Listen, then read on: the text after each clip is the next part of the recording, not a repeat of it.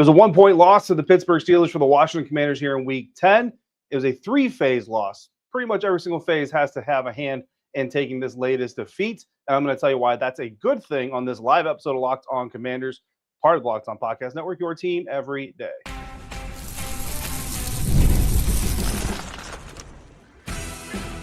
You are Locked On Commanders, your daily podcast on the Washington Commanders.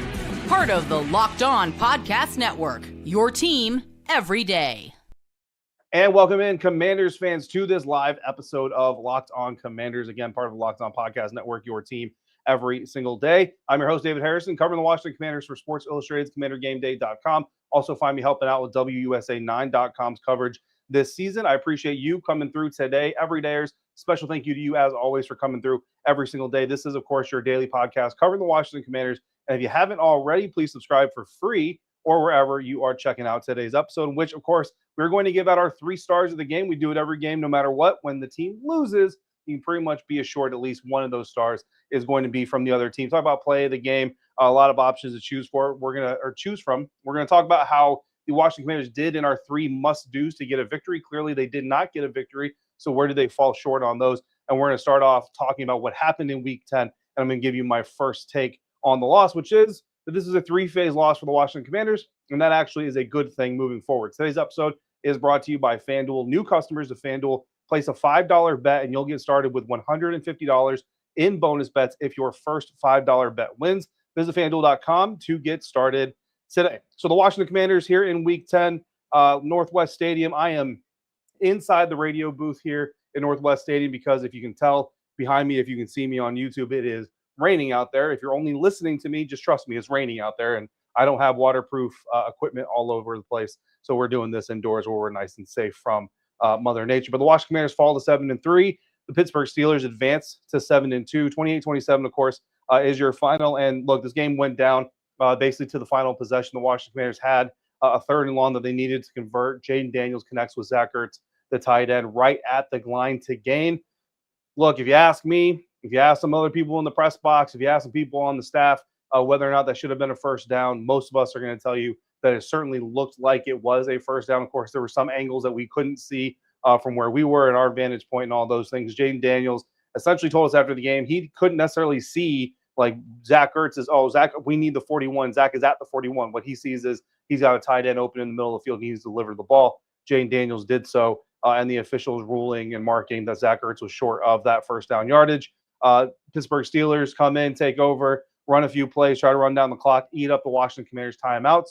On 4th and 1, line up to go for it. Unfortunately, rookie defensive tackle Johnny Newton jumps on the hard count by Russell Wilson, draws a flag, 5-yard penalty, automatic first down, and that is all she wrote. But I think it's important to address this right up front. This is not a Johnny Newton lost the game moment, and I certainly hope that nobody is out there trying to pin this on the young rookie defensive tackle, and nobody's trying to say, oh, Johnny Newton ruined the whole thing and all this stuff. Bottom line is, even if the Washington Commanders are going to get the ball back there, which, again, they still have to. I mean, there's the presumption possibly that Russell Wilson was never actually going to snap that ball. They were just hoping that maybe the Washington Commanders would jump. But even if the Washington Commanders get the ball back there, you're likely doing it deep in your own end. Now you've got no timeouts and less than a minute left in the game. So you're definitely not going to be in the most advantageous situation. And I know we just recently saw this team connect on a Hail Mary to win the game. How likely was it to hit that Hail Mary? Not very. How likely is it to hit 2 in one season?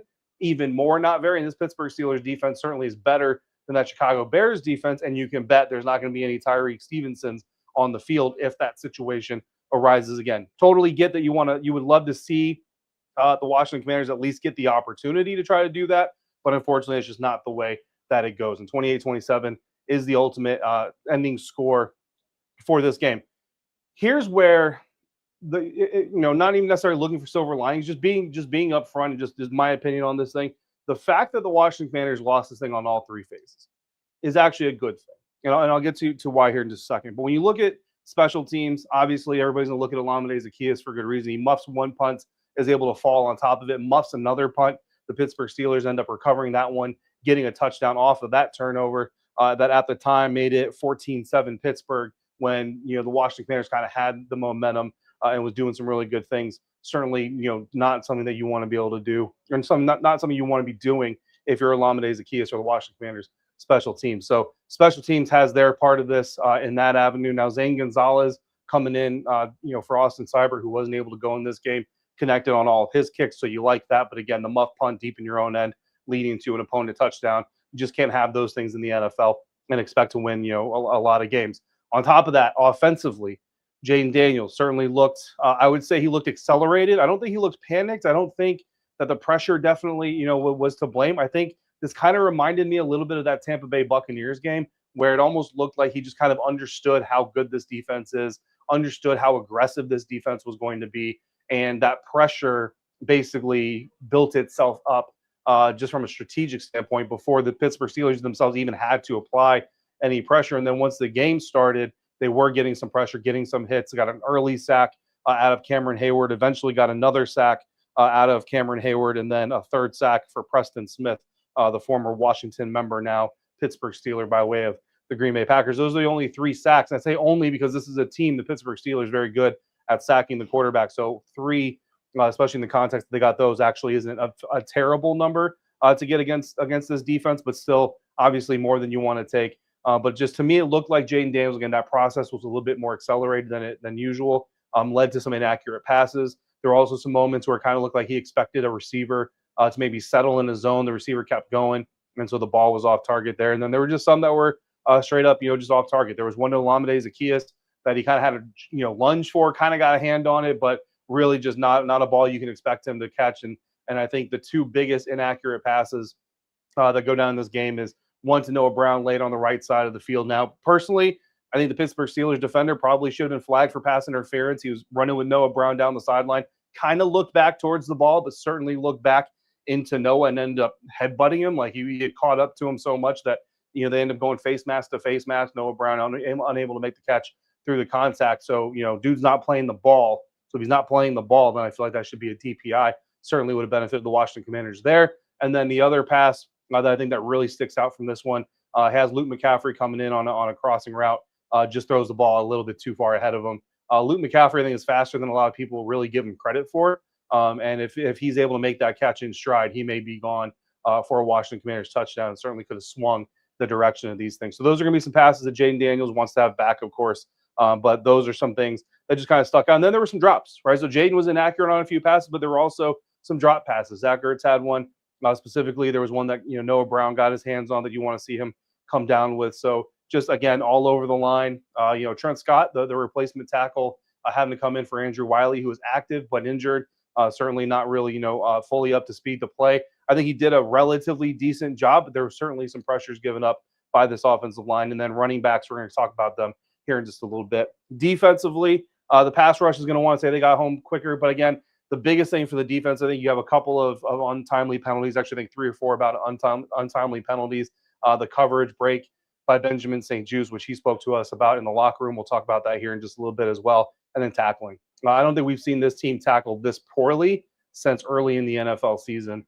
And that is certainly unsettling, but you want to look at it as basically a one-off. Like, this team's gotten so much better at tackling over the last few weeks, over the last month or so, that this one game, try not to let it just bring you back into the, okay, here we go again type of mode, and basically have to trust in this coaching staff to once again shore these things up, not just teach it and coach it, because it's already been taught, it's already been coached. We've seen them do it, but remind them, hey guys, this is why we do this, to kind of go back to the old Bill Parcells quote. This is why you lift all them weights.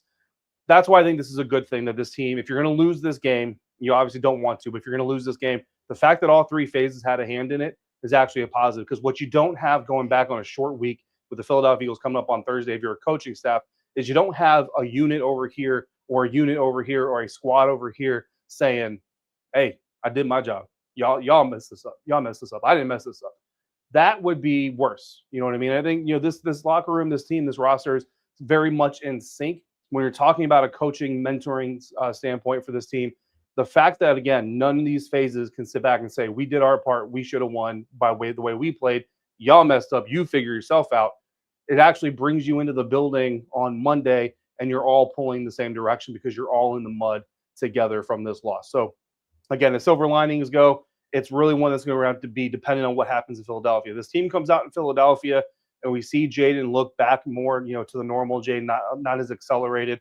If we see this defense tackling as sharp as they did. If Olamide Zaccheaus can shore up the returning issues and the punt return, the punt fielding issues that he had tonight, then you'll be able to look at this coaching staff. You'll be able to look at the leaders in this locker room and say, okay, we're back on track, back to this team having something special and really being able to grab a hold of it. So I think that's the reason. If there is one, obviously a loss, you don't want to take too many good things from it, but if there is one, I think that's one, is everybody's pulling in the same direction because we're all coming out of the pit of blame because we all have our weight to carry in this loss. So getting into the rest of this episode, we're going to cover the three things the Washington Commanders had to do to get the win, which ones they weren't able to accomplish, which ones they were, and why it all boiled down to the Washington Commanders' third loss of the season. That's coming up next on today's episode of Locked On Commanders, part of the Locked On Podcast Network, your team every day. And today's episode of Locked On Commanders is brought to you by 5 Hour Energy. Our friends over at 5 Hour Energy know that being a passionate football fan isn't just a hobby, it's a way of life. It takes a lot of energy to power through all-day tailgates, touchdown celebrations, or an agonizing second overtime or heartbreaking one-point loss, which is why they've created the Stand the Fan 5 Hour Energy Shot with a special flavor called Fan Fuel. The energy shot made just for super fans like yourself, the fans who are first in the parking lot and who are last to leave. I get here to the stadium stupid early, and I am amazed at how many fans are already here getting ready to light up the barbecues, bring out the games, do whatever you guys do, play catch, all that stuff while we're in here working and getting ready to work even more. We see you. And you know what else gave a little bit of fan fuel here in the stadium during the game? 2 straight drives ending in takeaways. You got an interception, you got a fumble recovery and strip fumble and a fumble recovery. That definitely got this stadium going pretty good. That's why the limited edition Stand the Fan 5 Hour Energy Shot is here. It helps you keep fueled throughout the season. So what's your fan fuel this week? Whatever it is, do it with a 5 Hour Energy, available on 5hourenergy.com, shipped nationwide. Today's episode is also brought to you by Prize Picks, and with Prize Picks, you can now earn up to 100 times your money with just as little as 4 correct picks. Again, on Prize Picks, you take 2 to 6 player projections on the app, and you predict whether they're going to hit more than that stat projection or less than that stat projection.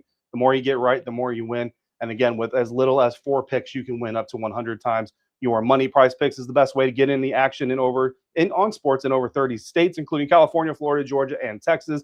So sign up today and get $50 instantly when you play your first $5. You don't even have to win. That bonus is guaranteed. So cook up your hot takes. Make real money this football season when you and your crew run your game at Prize Picks. Download the app today.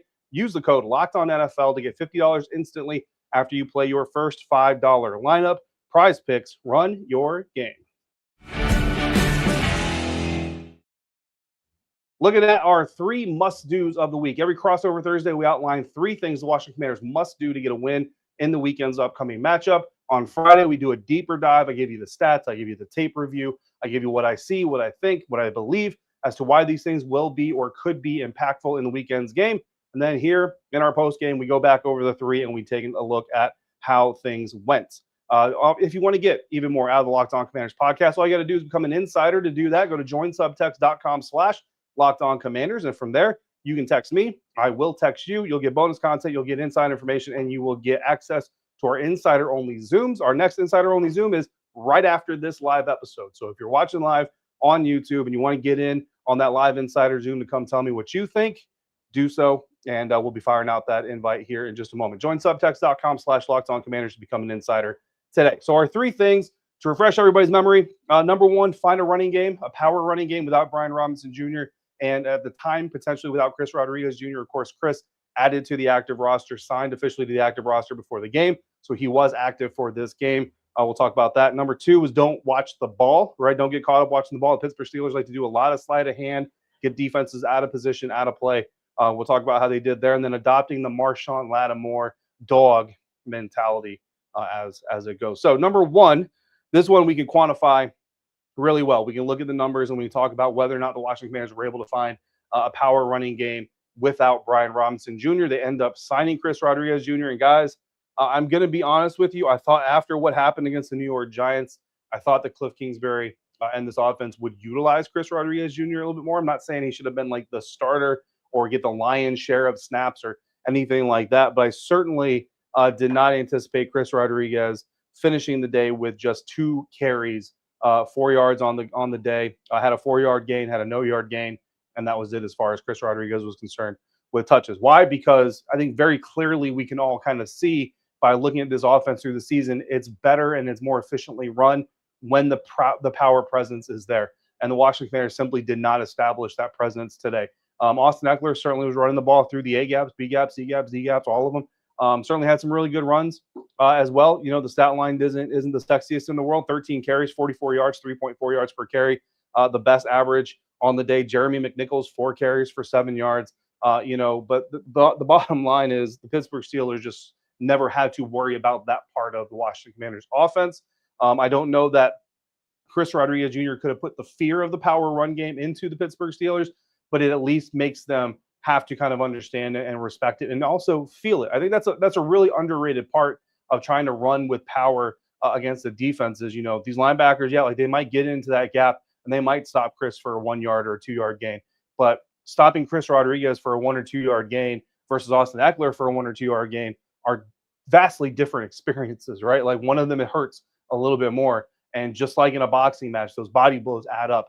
And when those body blows add up enough, you can kind of take advantage of that opportunity, that fatigue, and hit your opponent with a haymaker. The Washington Commanders never really established that to be able to do that. Still got a few explosive plays in on the Pittsburgh Steelers offense or defense, certainly, but, just really wanted to and thought we would see Chris Rodriguez used a little bit more, especially after what happened against the New York Giants, and this Commanders run game getting much more effective against a not very good run defense, but again, went up against a better one. And look, I don't know what the theory is there. Maybe it's we don't get to talk to Cliff Kingsbury, honestly, this week at all. Like if I was going to ask Cliff Kingsbury about this week's strategy, it would have to be after Philadelphia, and we're talking the Wednesday after Philadelphia, so we're almost a week after the Eagles game. I don't know if it's really going to be worth poking at, but we'll see what kind of happens between now and then. But bottom line is the Washington Commanders running backs got 19 carries, total of 55 yards. That's 2.9 yards per carry. And that is the second straight week, of course, that they have come in well below their own season average. Last week against the New York Giants, before Chris Rodriguez got involved, it was 3.3 yards. After Chris Rodriguez got involved, it ended up inflating to 3.8 yards, which still wasn't on pace, but it was better. And again, 2.9 yards per carry. Pittsburgh Steelers run defense, a much better run defense. Honestly, there are a lot of reps where I can look at and say, okay, I don't think Chris necessarily would have been able to find space where Austin Ekeler didn't find space. But again, I think that it's just there's a little bit of a something of knowing you're blocking ahead of a bowling ball who's going to get north and south super quick. That also kind of comes into it. So again, just kind of wish they would have done that in hindsight. Number 2, don't watch the ball. Sleight of hand offense for the Pittsburgh Steelers, liking to get the defense out of position. There was a play very early on in this game. There's a crossing route run by Pittsburgh Steelers tight end Pat Freiermuth, came about wide open. I mean, about as wide open as you're ever going to see a guy because the defense got lost in the sauce. Russell Wilson, fortunately, didn't see him, was trying to hit a deep route on the left side of the field. It was covered. By the time Russell Wilson, scrambled out of the pocket and got free, Pat Freiermuth was covered up by Quan Martin, who had come down from his deep position to pick up the roaming tight end. So certainly some opportunities there. There were some backside cuts that Najee Harris made, taking advantage of an overflowing Commanders run defense. And, I don't think they were as bad. I certainly saw reps, from the Jets defense, the Giants defense, so on, that were much, much worse. So believe me, even the moments where you did catch players out of run fits and things like that, it happens every game anyway. So I think that this defense kind of held up against that a little bit better, where you did want to see them get a little bit more efficient than the other defenses that we watched the tape of against Pittsburgh Steelers, is in adopting that Marshawn Lattimore mentality, right? The Pittsburgh Steelers came out here, just absolutely down for a fist fight. And I would say for the most part, the Washington Commanders did as well. But there are just a couple of key moments here that kind of stand out. One, George Pickens. I'm a big fan of George Pickens, but there are two moments here that one is just behavior that I don't think can be excused. Two is a flag that just has to get called. And we talked to Dan Quinn as a media group this last week about some of these calls that are happening in some of these bigger games that just are just blatant, right? You go back to that Minnesota Vikings face mask on Sam Darnold that just should absolutely get called, doesn't get called. It's very easy for somebody sitting up here with us in the press box to see on video and say, hey guys, I know you missed it, but there's a 15-yard face mask here. You need to go ahead and call that and spot those yards off. There's a pass to George Pickens, makes a play on. Benjamin St-Juste is riding him out of bounds. George Pickens, puts his hand right up in Benjamin St-Juste face mask and just tries to rip his helmet off. Push his helmet off, I should say, and it's right in front of an official. There's no reason that George Pickens shouldn't be flagged for that type of play. And then on the interception by Jeremy Chinn, a little bit more on that here in just a second. On the return, Mike Sanders still goes to put a block on George Pickens. They end up going to the ground. And it's not the part that going to the ground. Like George Pickens took Sanders still to the ground very hard, other than maybe a holding penalty. I'm not, hugely against, it's just aggressive play. But once he's on the ground, Pickens is putting his weight on him. He's pushing down on him. He's clearly barking at him. I don't know what he said. Mikey didn't really share with us what he said. But, it kind of goes beyond the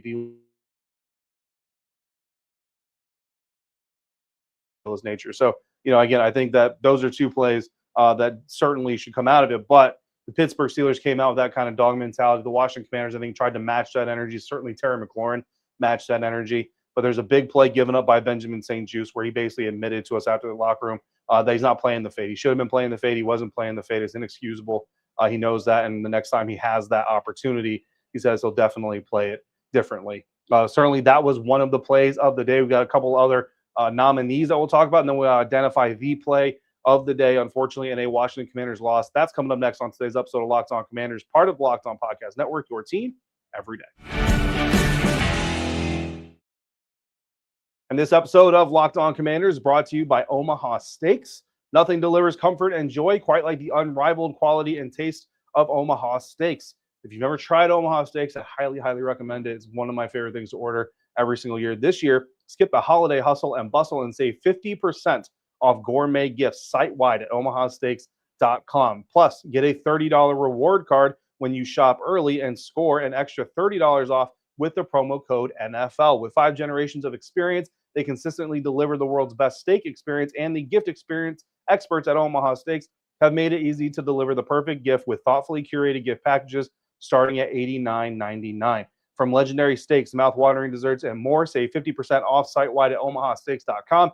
Plus, our listeners get an extra $30 off with the promo code NFL and a $30 reward card when you shop early. That's 50% off at omahasteaks.com and an extra $30 off with promo code NFL. Minimum purchases apply. Today's episode of Locked On Commanders is also brought to you by FanDuel. Get ready to tackle all the NFL action with FanDuel, America's #1 sports book. And right now, if you are a new customer to FanDuel, you can bet $5 and get $150 in bonus bets if you win. The FanDuel Sportsbook app gives you everything you need to place your live bets on the NFL all in one place. If you get to halftime, you see the Washington Commanders taking a late first half lead, getting the ball, come out in the second half, and you get a hunch, you can go to FanDuel. You can get all the game stats. You can get the play-by-play, check out the game flow, so much more, and you can make your wager the way you think is going to happen the rest of the game. Just go to FanDuel.com to sign up today. You'll get started with $150 in bonus bets if your first $5 bet wins. That's FanDuel.com. Never waste a hunch. Make every moment more with FanDuel, an official sportsbook partner of the National Football League. Wrapping up today's episode of Locked On NFL, coming to you live from Northwest Stadium here in Landover, Maryland. 28-27, Washington Commanders fall to the Pittsburgh Steelers. That is unfortunate, of course. Very competitive game. I thought, very, very, very much as far as the level of competition, as close as I basically expected it to be. Both of these teams, honestly, were in a situation coming to the end of the game where whichever side lost was going to walk away and say, man, we had so many opportunities to really take this game and come away with the win. Whichever team won is going to come away and say, man, we've got a lot of things that we could have cleaned up. This game could have been won by even more, and we've got to go secure those things. But it's always easier to learn from a win than it is a loss. So that's basically what each side was facing. At the end, it's the Pittsburgh Steelers that end up with the 1-point win. Currently, as we do this live episode, the third quarter just started between the Philadelphia Eagles and the Dallas Cowboys, and the Philadelphia Eagles are up 14-6. Some people want the Dallas Cowboys to win that game to bring the Eagles down and keep the Washington Commanders in first place. Some want the Eagles to win so that the Thursday night game victory by Washington over the Eagles means even more. At the end of the day, what's going to happen is what's going to happen, and we're going to dive into that game starting, honestly, tomorrow. We're going to start talking about this next week on tomorrow's episode. So a very quick turnaround here on the Locked On Commanders podcast. Play of the game. Obviously, the loss, this play of the game is more of a turning point. Like, where did everything go bad? And there's some nominees, right? 2 big penalties by the Commanders' defense on the first Steelers scoring drive of the game. There was a defensive pass interference that I think was a little bit ticky-tacky, but ultimately it's called against Benjamin St-Juste. There's another play, Jeremy Chinn called for roughing the passer. To some point, it's almost like, look, Jeremy Chinn is so much bigger than Russell Wilson. Like, what do you want him to do? Like if Jeremy Chinn just walks past Russell Wilson, he's probably going to elbow him in the face. But turns a 3rd and 10 into a 1st and 10 at the Washington 16, and they end up scoring a touchdown. Second was the bad fake punt. That was obviously a big play. The Pittsburgh Steelers faked the punt. It was a great play call. A little crazy for Mike Tomlin to try it at that point in the game and in the area of the field they were. But it was the call itself was actually great. It should have been completed, but James Pierre, the Steelers cornerback, drops the pass. The Washington Commanders take over deep into Pittsburgh territory, eventually get a 1-yard touchdown run from Austin Eckler. Olamide Zaccheaus' second muffed punt of the day, recovered by the Pittsburgh Steelers. They end up getting a 1-yard touchdown as well. From that one, I believe it was 1 yard. They ended up scoring a touchdown. Don't quote me on which one it was. Fourth play, Jeremy Chinn, interception. Came on 3rd and 14 from deep inside Pittsburgh territory. Essentially flipped the field, so it was more kind of a passing punt.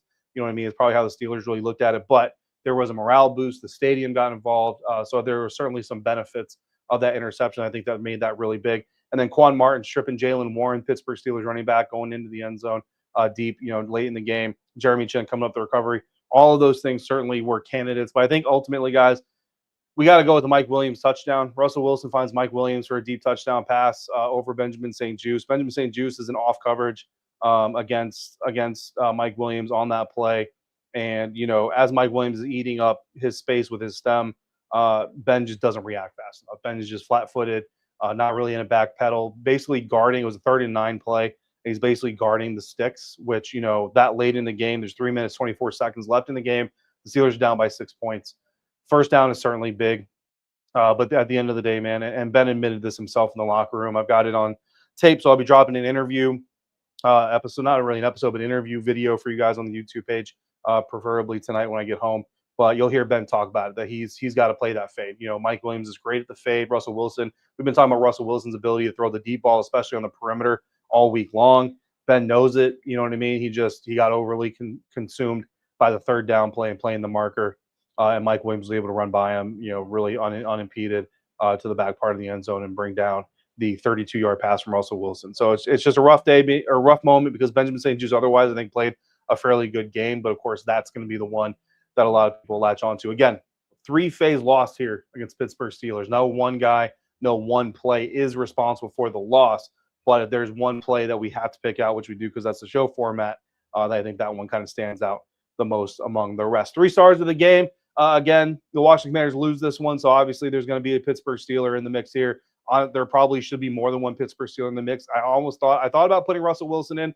3 touchdown passes certainly is worthy of it, but at the end of the day, guys, 14 for 28, completed half of his passes, threw an interception, less than 200 yards passing. So it's not like it was a banner day for Russell Wilson either. So I think the defense deserves a little bit of credit there. So because of that, I'm not going to make him a star. But we are going to make George Pickens a star. Even though I don't agree with some of his behavior during this game, George Pickens is going to be star number 1. I know we usually go 3-2-1, but I'm going to go in reverse order here tonight. 91 yards total and a touchdown catch. Certainly, a good game for George Pickens.